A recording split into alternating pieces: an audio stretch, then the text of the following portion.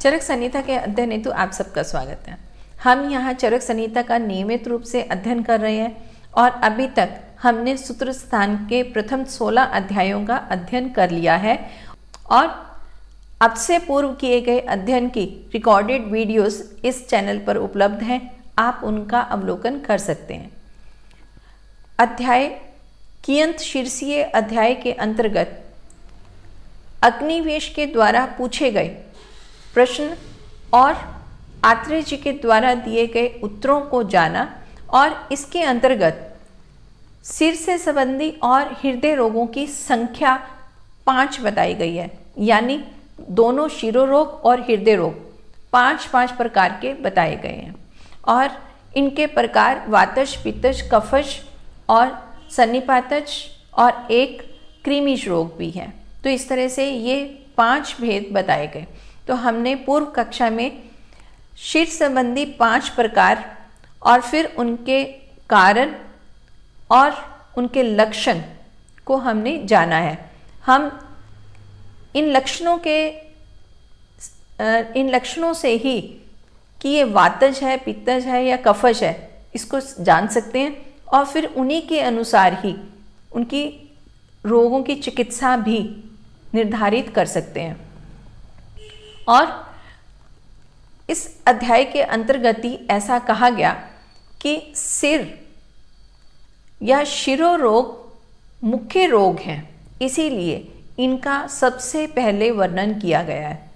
और हम यह साधारणता भी देख सकते हैं कि किसी भी रोग के अंतर्गत शीर्षूल एक लक्षण मिलता है और इसीलिए इससे संबंधित अनेक रोग उत्पन्न होते हैं। यानी अगर व्यक्ति भूखा है और अगर वो उचित मात्रा में भोजन नहीं कर रहा है, शोक अवस्था में है या उसको तंद्रा लग रहती है, इस तरह से अनेक कारणों में शीर्षूल अवश्य दिखता है। तो शीर्षूल को हम लक्षणों के अनुसार ही वातज, पित्तज, कफज या फिर सन्निपातज या हम कृमिज अवस्था को पहचान पाते हैं और फिर उनके अनुसार ही हम चिकित्सा कर सकते हैं। और जिस प्रकार सिर को एक मुख्य अवयव माना गया, क्योंकि यहाँ पर ऐसा कहते हैं कि प्राण और इंद्रियों का यह अधिष्ठान है, इसीलिए ये मुख्य अवयव है। और अब हृदय एक मुख्य मर्म माना गया है, यानी अब यहाँ पर हृदय संबंधी रोगों का वर्णन मिलता है और इसके अंतर्गत रोग 5 तरह के वातज, पित्तज, कफज, सन्निपातज और कृमिज। अब हम यहाँ अध्याय में जानते हैं कि वातज हृदय रोग का कारण और संप्राप्ति क्या बताई हुई है। तो ऐसा कि शोक, उपवास, व्यायाम की अधिकता से या सूखे रूखे अल्प मात्रा में भोजन करने से बढ़ी हुई वायु हृदय प्रदेश में जाकर अत्यधिक वेदना को उत्पन्न करती है। अब ऐसा कि ये शोक, उपवास और व्यायाम इनकी जब अधिकता हो जाती है, मतलब कि व्यक्ति अगर शोक अवस्था में अधिक रहता है, उदास अधिक रहता है, तो उस समय भी वायु प्रकोपित होती है। और इसके अलावा जब उपवास और व्यायाम की अधिकता हो जाती है, यानी उपवास और व्यायाम दोनों ही स्वास्थ्यवर्धक है, इससे हमारी रोग नाशक क्षमता बढ़ती है और स्वास्थ्य का ऐसा कहें कि व्यक्ति स्वस्थ होता है। लेकिन इनकी भी अगर अधिकता हो जाएगी तो फिर वायु प्रकोपित होगा और प्रकोपित वायु से अनेक रोग उत्पन्न होंगे और इनमें से ही एक रोग हृदय रोग है। तो ये मुख्यतः वायु के प्रकोपित होने से हो रहा है अगर ये उपवास और व्यायाम की अधिकता हो रही है। और फिर ऐसा कहा गया कि रूखे सूखे अल्प मात्रा में भोजन सेवन करने से, तो इसका मतलब ये कि अभी जैसे हमने बोला कि अगर उपवास की अधिकता हो रही है तो वायु प्रकोपित होता है, और यहाँ दूसरी कंडीशन ये बताएगी कि अगर रूखे सूखे भोजन वो भी अल्प मात्रा में तो वायु प्रकोपित होगा ही, और अगर वह रूखा सूखा मतलब कि बैलेंस डाइट नहीं है तो भी इसमें वायु प्रकोपित होगी और फिर हृदय रोग उत्पन्न होगा। और ऐसे ही ऐसा कहा कि इनसे भोजन के करने से बढ़ी हुई वायु हृदय प्रदेश में जाकर अत्यधिक वेदना को उत्पन्न करती है। तो यहाँ पर भोजन की अवस्था के अनुसार भी वायु का प्रकोप बताया गया। जब भी भोजन किया जाता है तो उसकी 3 अवस्थाएं हुई कि एक अवस्था जब हम भोजन कर रहे हैं उस समय कफ प्रकोपित होता है, ये स्वभाव से ही है। और फिर जब आहार का पाचन हो रहा है उस समय पित्त प्रकोपित होगा, और भोजन के पच जाने के पश्चात वायु प्रकोपित होगा। अब अगर व्यक्ति ऐसा कहता है कि खाना खाने के पश्चात उसको हृदय में वेदना महसूस होती है, तो इसका मतलब ये कि भोजन के पच जाने के बाद अगर उसको वेदना हो रही है तो इसका मतलब ये कि ये वेदना वायु के प्रकोपित हो जाने से वेदना हुई है। यानी भोजन के पश्चात और वो भी पच जाने के पश्चात वेदना वातज हृदय रोग को इंगित करती है। तो ऐसा हमें समझना चाहिए। और फिर इसके पश्चात अब वातज हृदय रोग के लक्षण बताए गए हैं। कहते हैं कि हृदय के प्रकोपित वायु से पीड़ित होने पर धड़कन का बढ़ जाना, ऐंठन और स्तब्धता और मूर्छा और शरीर में शून्यता होना और डर मालूम होना और भोजन के पच जाने पर भी बहुत अधिक वेदना होना। तो ये लक्षण वातज हृदय रोग के कहे गए हैं। और इसमें ऐसा कि हृदय के प्रकोपित होने से, मतलब हृदय में प्रकोपित वायु की वजह से वो कहते हैं कि धड़कन बढ़ जाएगी, तो इसमें जो पल्स रेट है वो इंक्रीज हो जाएगा। इसका मतलब ये हुआ कि प्रकोपित वायु से जो दिल की धड़कन है यानी पल्स रेट इंक्रीज हो जाएगा।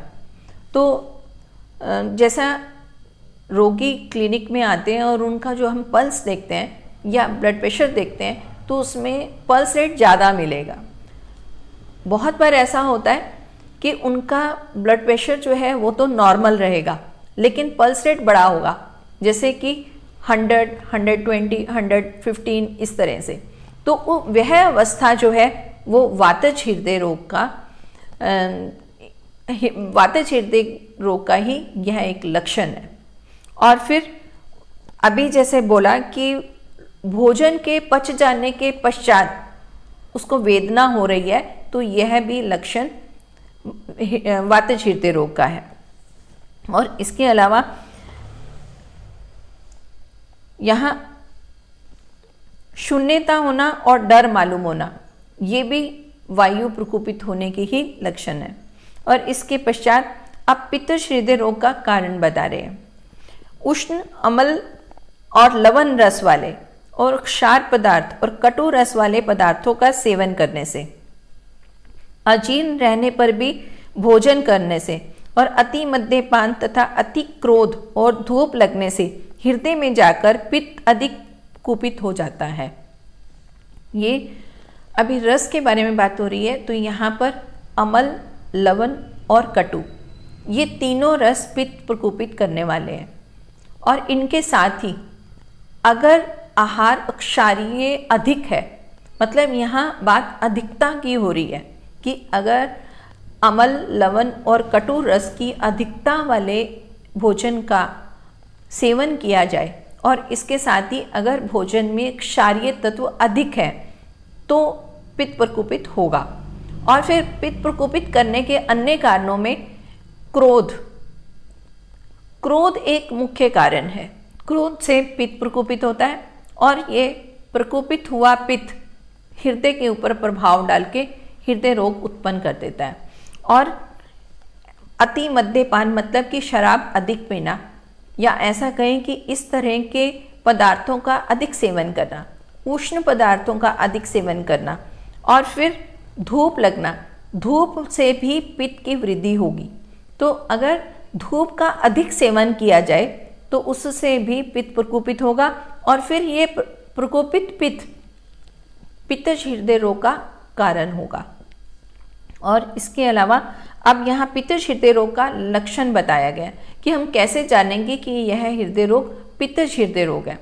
तो उसमें हृदय में दाह होना, मतलब कि उसको जलन सी महसूस होगी, और मुख में तिक्तता मतलब मुंह में कड़वापन रहेगा, तीता और खट्टा वमन होना, जो वॉमिट होगा उसमें खट्टापन और कड़वापन लिया होगा, और इंद्रियों की शक्ति का ह्रास होना, इंद्रियां भी अपनी शक्ति के अनुसार कार्य ठीक ढंग से नहीं कर पाएंगी, क्योंकि पित्त प्रकोपित होने से वह कार्य भी ठीक ढंग से नहीं हो सकेगा।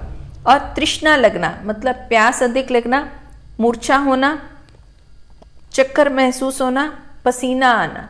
पसीना पित्तज का ही एक लक्षण है, जब भी पित्त प्रकोपित होगा उसमें पसीना आ सकता है। तो यहाँ अगर व्यक्ति को पसीना अधिक आ रहा है तो उसे हृदय रोग हो सकता है, और वह भी पित्तज हृदय रोग।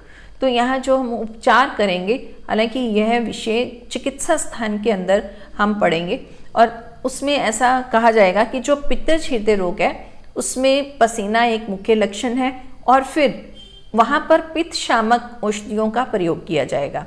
तो यानी यहाँ हम ऐसा समझ सकते हैं कि अगर दाह अधिक हो रहा है, तृष्णा अधिक हो रहा है और उल्टी आती है तो वह भी कड़वी या खट्टी महसूस होती है, और उसे मूर्छा भी आ रही है, तो ये चक्कर महसूस होना, ये सभी पित्तज व्याधि के लक्षण यहाँ पर प्रतीत हो रहे हैं। अब इसके पश्चात कफज हृदय रोग के कारण बताए गए। तो कहते हैं कि अधिक मात्रा में भोजन करना, भारी और चिकने पदार्थों का अधिक सेवन करना, और किसी प्रकार की चिंता ना करना। अब कोई श्रम का कार्य ना करना और अधिकांश समय सोए रहना, ये सब कफज हृदय रोग के कारण हैं। अगर हम यहाँ ध्यान से देखें तो हमें ये मालूम होता है कि ये सभी कफ वर्धक आहार विहार है। अगर हम यहाँ पर ये अधिक मात्रा में भोजन करना, भोजन अधिक किया जाएगा तो उससे कफ वृद्धि होगी, और फिर उसमें भी अगर भारी और चिकने पदार्थ मतलब जिनमें स्नेह की मात्रा ज़्यादा है, तो स्नेह खुद से कफ है, तो वह समान होने के कारण मतलब ग्रिष्ट और स्निग्ध द्रव्यों से आहार जो बना है उसका अधिक सेवन करने से कफ की वृद्धि होगी। और फिर किसी तरह की चिंता ना करना और साथ ही श्रम का कार्य न करना, दोनों मिली जुली चीज़ें हैं। कि अगर व्यक्ति बिल्कुल मस्त रहता है, हालांकि मस्त को हम एक पॉजिटिव वे में भी ले सकते हैं, लेकिन व्यक्ति को इतना मस्त भी नहीं होना जाना चाहिए कि वह अपने कार्य के लिए भी श्रम ना करे। और अगर ऐसी स्थिति है कि कोई भी कार्य नहीं कर रहा है और उसे कोई चिंता नहीं है, तो उसमें भी क्या होगा कि उसका जो कफ है वो प्रकोपित होगा, और फिर कफ प्रकोपित होने के कफ के लक्षण दिखाई देंगे। जैसे सबसे कॉमन कि वो स्थूल हो जाएगा, और स्थूलता के अलावा आलस्य वाला होगा। तो आलस्य उसका कारण भी है और उसका लक्षण भी है। तो इस प्रकोपित हुआ कफ हृदय रोग को उत्पन्न करेगा। और अब आगे कफज हृदय रोग के लक्षण बताए गए हैं, यानी अब किस तरह से हम ये जानेंगे कि इस हृदय रोग में कफ प्रकोपित है। तो वहाँ पर ऐसा कहा कि कफजन्य हृदय रोग में ऐसा प्रतीत होता है कि हृदय सो गया है, सिकुड़ गया है या भीग गया है, और हृदय पर बोझ रखा हुआ है, और इसमें तंद्रा होती है, और भोजन में अरुचि होती है, और लगता है कि हृदय किसी पत्थर से दब गया है। कहने का भाव ये कि जब कफ प्रकोपित है और हृदय रोग हो रहा है, तो उस समय ये लक्षण होंगे कि हृदय में ऐसा लगेगा कि एक दबाव सा है। बहुत बार रोगी ऐसे बोलते हैं कि ऐसा लग रहा है कि दिल बैठा बैठा सा है, मतलब उसके दिल पर ऐसा लगेगा, और वो कहते हैं कि पत्थर जैसा लगेगा, मतलब कि एक दबाव महसूस होता है व्यक्ति को। तो वो दबाव जो है इसका मतलब कफ बढ़ा हुआ है। और फिर उसी व्यक्ति के लक्षणों को देखकर जब व्यक्ति से उसके आहार विहार के बारे में जानना चाहता है, तो फिर वो यही पता लगता है कि उसमें गरिष्ठ और स्निग्ध द्रव्यों का अधिक सेवन किया गया है और श्रम की बहुत कमी है। एक्टिव व्यक्ति में कफ जो है वो प्रकोपित नहीं होता है। एक्टिव इन द सेंस कि जो श्रम करने में हमेशा तत्पर रहता है।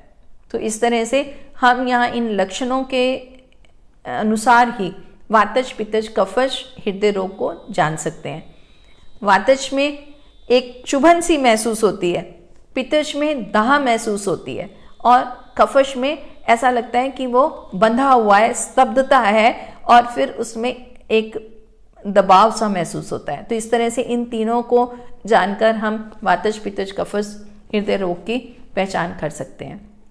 अब इसके पश्चात त्रिदोषज हृदय रोग के कारण और लक्षण बताए गए, यानी सन्निपातज हृदय रोग के बारे में बताया जा रहा है कि जब वात पित्त कफ से होने वाले हृदय रोग के जो लक्षण और जो कारण बताए गए हैं वे सभी यहाँ एकत्र दिखाई दे और वह सन्निपातज हृदय रोग उत्पन्न हो, मतलब हृदय रोग होता है।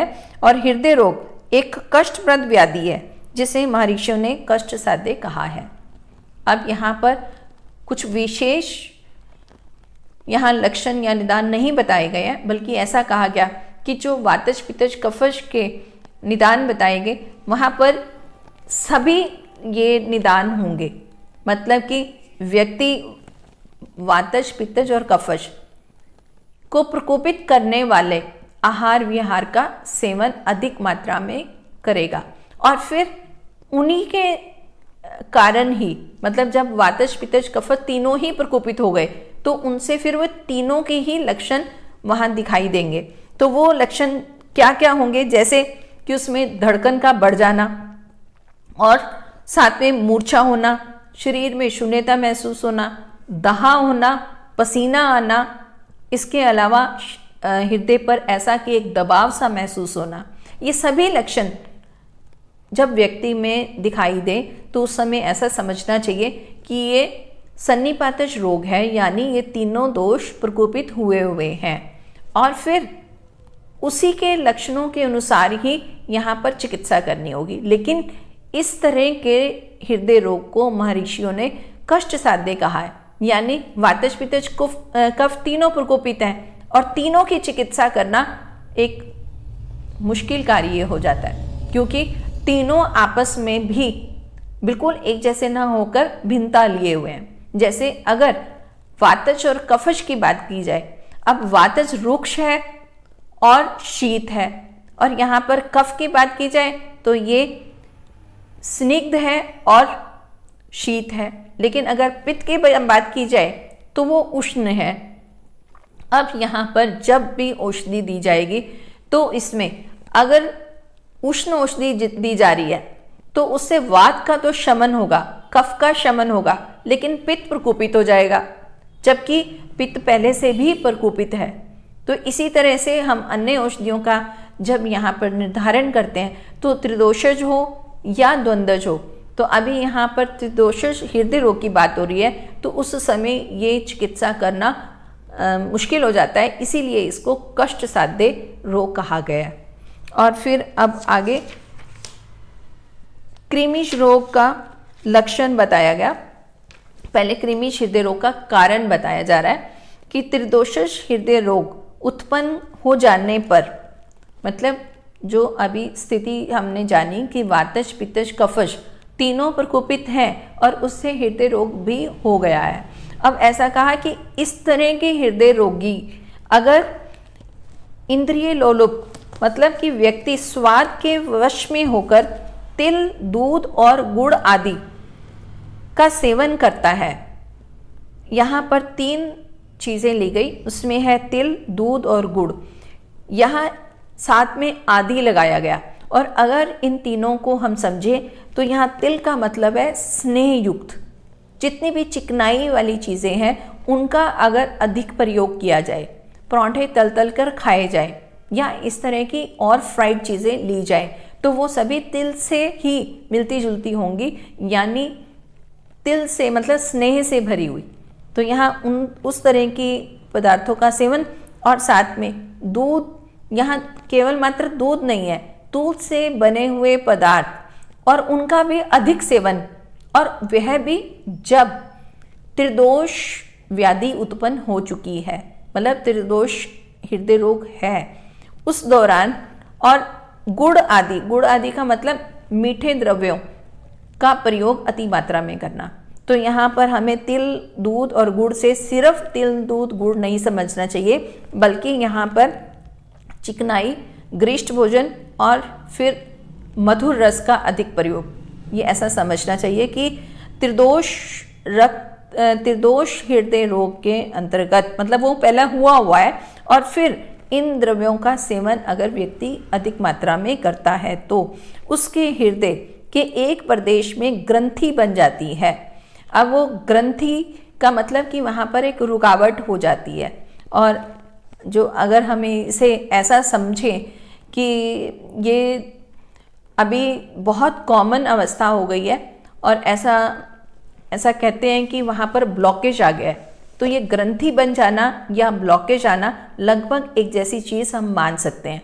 अब ब्लॉकेज आ गई तो उसमें भी क्या एंजियोग्राफी करके उसमें वहाँ पर ब्लॉकेज ही देखा जाता है, या हम उसको ग्रंथि भी कह सकते हैं। तो वो एंजियोग्राफी करते हैं, फिर उस ग्रंथि को हटाने के लिए बलूनिंग करते हैं या स्टंट डालते हैं या फिर उसका बाईपास करते हैं। तो इस तरह से जो चिकित्सा की जाती है वो ग्रंथि की जा रही है, और हमें यहाँ पर ग्रंथि ऐसा कहा गया कि वह कृमिज हृदय रोग के अंतर्गत उत्पन्न होती है, और वह भी वह अवस्था जब त्रिदोष हृदय रोग है और फिर उसमें तिल, गुड़ और दूध से बने द्रव्यों का अधिक प्रयोग किया जाए तो ये ग्रंथि उत्पन्न हो जाएगी, और फिर उसमें रस धातु आकर क्लेद या जलीय बन जाता है, और फिर सड़न पैदा होने से उस दुरात्मा की ग्रंथि में कृमियां उत्पन्न हो जाती हैं। अब यहाँ पर एक इन्फेक्शन की बात भी हम समझ सकते हैं कि ग्रंथि उत्पन्न हो गई यानी कि वहाँ पर ब्लॉकेज आ गया। अब फिर उस ब्लॉकेज में रस धातु आकर क्लेद या जलीय बन जाता है, मतलब वहाँ पर क्लेद उत्पन्न हुआ, उस क्लेद से कृमि उत्पन्न हो जाएंगे और फिर वह कृमि हृदय रोग उत्पन्न हो जाएगा।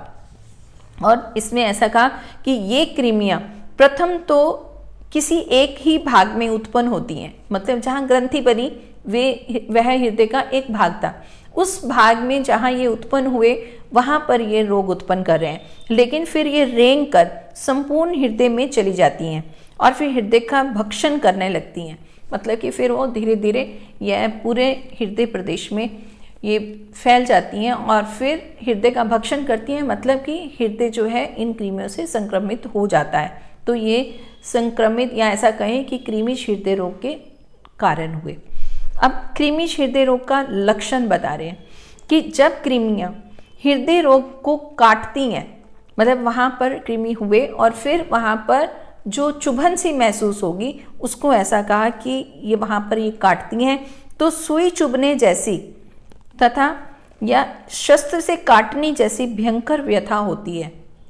यह भी रोगी जो है ऐसा कहते हैं कि अंदर ऐसा लगता है कि कुछ कट रहा है। अब ये कट रहा है तो उससे हमें ये समझना चाहिए ये कृमि रोग का लक्षण है। और साथ ही कहते हैं कि वहाँ खुजली होती है, और फिर इन लक्षणों को देखकर अति भयावह कृमि हृदय रोग को जानना चाहिए और यह शीघ्र प्राणघातक रोग है। अब यहाँ पर मर्म स्थान है और मर्म स्थान में भी सद्य प्राणहर मर्म स्थान है, इसीलिए इसे यहाँ पर मुख्य रूप से लिया गया है। मतलब रोगों के अध्याय में सबसे पहला जो यहाँ रोग लिया गया वह शिरोरोग और हृदय रोग है।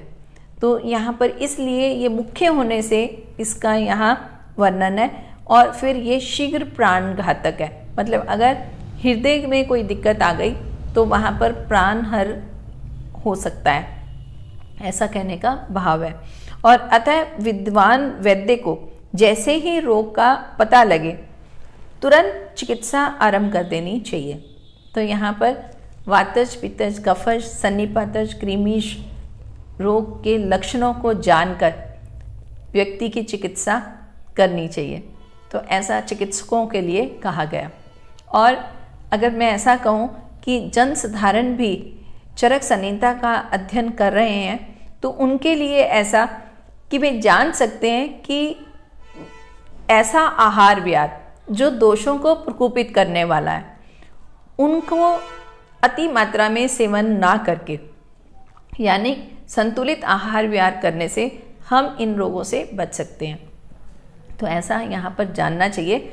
और आयुर्वेद की खूबसूरती मतलब सारी कार्डियोलॉजी को केवल मात्र इन्हीं 5 भेदों में विभक्त किया है। हालांकि इसका विस्तार से वर्णन चिकित्सा स्थान में हृदय रोग के अंतर्गत हम पढ़ेंगे। अब बारी है प्रश्न उत्तर की। पूर्व कक्षा में पूछा गया प्रश्न था, आयुर्वेद का प्रयोजन क्या है? तो सूत्र स्थान के प्रथम अध्याय के अंतर्गत श्लोक संख्या 26, इसमें ऐसा कहा गया कि धातु को साम्य करना ही कार्य है और फिर रस रक्तादि धातुओं में समता स्थापित करना ही आयुर्वेद का प्रयोजन है। अब बारी है आज के प्रश्न की। तो आज का प्रश्न है कि 5वां चतुष्क, जिसके अंतर्गत हमने आज का अध्याय कियंत शीर्षीय अध्याय का अध्ययन किया है, उस चतुष्क का नाम क्या है? यानी सूत्र स्थान के 5वें चतुष्क का नाम बताना है। आशा है कि आपको इसका उत्तर अवश्य पता है और आप कमेंट बॉक्स में अवश्य लिखेंगे। अब इसी के साथ आप सभी को सादर नमस्ते।